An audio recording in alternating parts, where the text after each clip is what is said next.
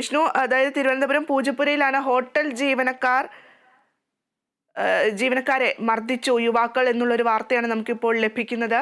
അതായത് എന്തായിരുന്നു ഈ ഒരു ആക്രമണത്തിന് കാരണം?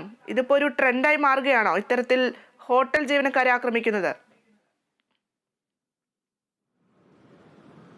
ഭദ്ര, തലസ്ഥാനത്ത് കഴിഞ്ഞ ദിവസം രാത്രി 8:15 8:20 ശരിക്കും ഈ സംഭവം ഉണ്ടാകുന്നത്. പൂജപ്പുരയിലെ അസീസ് റെസ്റ്റോറന്റ്, ആ ഒരു ഹോട്ടലിലാണ് ഈ ഗുണ്ടകളുടെ ആക്രമണം ഉണ്ടായത്. ഭക്ഷണം കഴിക്കാനെത്തിയ രണ്ടുപേർ ആദ്യം മെനു കാർഡുമായി ബന്ധപ്പെട്ട് അവിടുത്തെ ജീവനക്കാരുമായി തർക്കമുണ്ടായി. ഈ തർക്കത്തിൽ ഭക്ഷണം മോശമാണെന്നും പറഞ്ഞിരുന്നു. അതിനുശേഷം ഭക്ഷണത്തിന്റെ പ്രശ്നം പരിഹരിക്കാമെന്നും വ്യക്തമാക്കിയിരുന്നു. അതിനുശേഷം കടയുടെ ഉൾപ്പെടെ ഇതുമായി ബന്ധപ്പെട്ട പ്രശ്നമുണ്ടാക്കാതെ പരിഹരിക്കുന്ന വിധത്തിൽ ഭക്ഷണം നൽകിയിരുന്നു. അതിനുശേഷം പുറത്തേക്ക് ഇറങ്ങിയ ഗുണ്ടകൾ ഈ രണ്ടുപേർ ഭക്ഷണം കഴിച്ചതിന് ശേഷം ബില്ല് നൽകാതെയാണ് പോയത്.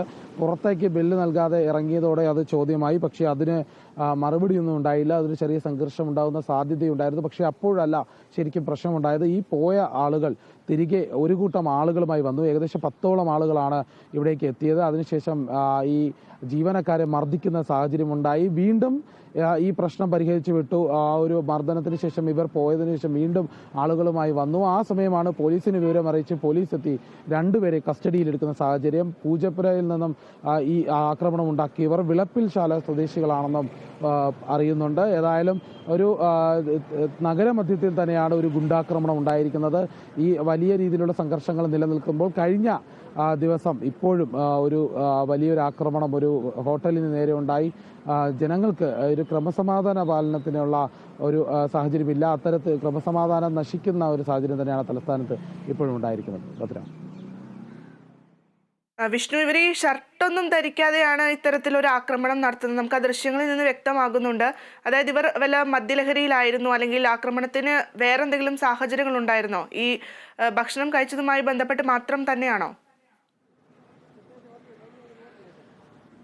ഭദ്ര, അത്തരത്തിലുള്ള വിവരങ്ങളൊന്നും ഇതുവരെ ലഭ്യമല്ല. പക്ഷേ ആ ദൃശ്യങ്ങളിൽ നിന്ന് വ്യക്തമാകുന്നത് വളരെ സമീപത്ത് ഉണ്ടായിരുന്ന ആരോ, അവിടെ താമസിക്കുന്ന ആരോ ആണ് ഈ ആക്രമണത്തിന് രണ്ടാമത് എത്തിയ സംഘത്തിലുള്ളത്. അതുകൊണ്ട് തന്നെയാണ് ഭദ്ര സൂചിപ്പിച്ചതുപോലെ ഷർട്ട് പോലും ഇല്ലാതെ എത്തുന്നത്. അതുകൊണ്ട് വളരെ അടുത്ത് തന്നെ ഈ ആദ്യം ഭക്ഷണം കഴിച്ചവരുടെ സുഹൃത്തുക്കളുണ്ടായിരുന്നു. അപ്പോഴാണ് പെട്ടെന്ന് പോയി ഈ ഭക്ഷണം കഴിക്കാതെ ബില്ലടയ്ക്കാതിരുന്നു, ഗുണ്ടകളാണെന്ന് പറയുന്നു.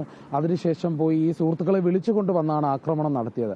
അത് ഈ ദൃശ്യങ്ങളിൽ നിന്ന് വ്യക്തമാണ്. അതുകൊണ്ട് തന്നെയാണ് ഇത് സമീപത്തുണ്ടായിരുന്ന ആളുകൾ തന്നെയാണ് ആക്രമണം നടത്തിയതെന്നും ഈ ഭക്ഷണം കഴിക്കാൻ എത്തിയവരുടെ സുഹൃത്തുക്കളാണ് ഇവരെന്നും എന്തായാലും വ്യക്തമായിട്ടുണ്ട്. ഭദ്ര.